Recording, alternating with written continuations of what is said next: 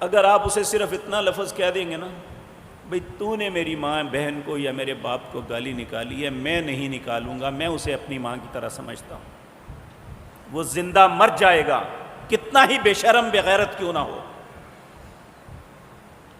کہ آپ نے اچھے انداز میں اسے ایسی بات کہی ہے کہ شاید آپ اسے 10 تھپڑ بھی مار لیتے تو اس کا اتنا اثر نہ ہوتا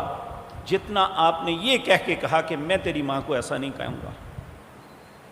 میں اسے اپنی ماں کی طرح اچھا سمجھتا ہوں۔ تو اللہ رب العزت ہم سے ایک متقی انسان سے تقاضا کرتے ہیں والعافین عن الناس، اور جن کے اندر یہ 4 صفات ہوں گی، الذین ينفقون فی السراء والضراء، وہ خرچ کرتے ہیں لوگوں پر